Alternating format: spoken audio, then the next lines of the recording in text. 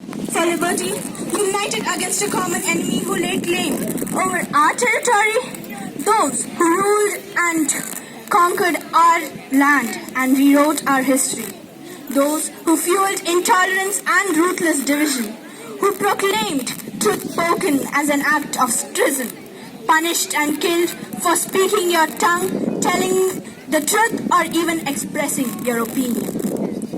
I know how the song goes. We all hear it every day, at least once. I find it ironic to sing in the remembrance of those martyrs whose cause remains forgotten and to sing in voices made silent. Every day, cries unheard, pleads ignored, furies dismissed, votes uncast, not even counted. It seems, over these years, we have become our own worst enemies. Our nation was even built before that black night in 1947 during India-Pakistan partition. Murders and rapes, bodies of Hindus and Muslims laid side by side in graves that marked the pride of freedom. My eyes have never borne such atrocity. Maybe that's why they are not blinded with opinions or hardened with years of experience, but coming to this mind-numbing reality. They tell us our vision, which don't belong. They tell we are corrupted to Western ideas. They try to shame us for not living behind closed doors and for living our life openly. They try to undermine us for our position of privilege and ability to speak English fluently. The hope for better future didn't leave much room for our mother tongue in our British standard education. Our history books actually glorifies colonization and oppression. I find it ironic that then, written by the same damn people who conquered and divided our once great nation, we learned creations of Egyptians, philosophies of Greeks, politics behind the World War, and that only hippies wanted peace. I find it ironic, or maybe not, that their books never taught us about the ancient civilization of Bengal.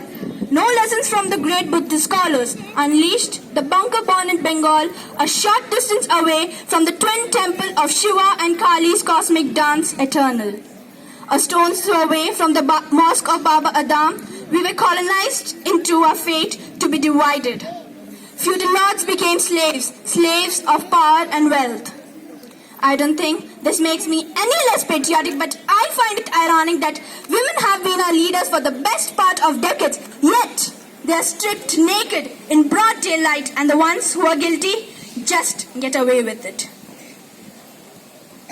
I find it ironic oppression of women in a country where women holds the highest position of power. She commands army officials, fanatic goons, yet every day women in our country are continued to be silenced, harassed, beaten, raped, murdered by false priests in the name of God. Well, I don't believe in God in the same way as you do, or you do, and that's okay. I don't think the Almighty Himself would bother much in the way I dress or other trivialities. Now that we are on this topic, I also find it ironic that children die on the roads every day, but the only time someone cares is when a gruesome video is shared online and goes viral just for a few days. I find it ironic that some MP's son shoots his gun while sitting in the traffic, and we post updates on social media about the state of the streets cleared for VIPs to roam in their cars, which are tax-free, and we sit complaining in our air-conditioned bubbles amid a peaceful protest by students for education to also be tax-free. We are the off generations of many war-torn generations who have wasted their time on their off-dated times and customs on our faces as though they were metals. We have forgotten that the wisdom of the ancients which prayed different lords and lived side by side. We have forgotten that we all are made from the same soil of our tiny fertile delta. Freedom flows through our veins in our hand. Freedom blows in the winds through fields of gold. Freedom is in our blood, it's in our country, it's in our 700 rivers. Before there was a country with no lines or borders, we all witnessed a change in the same 6 seasons.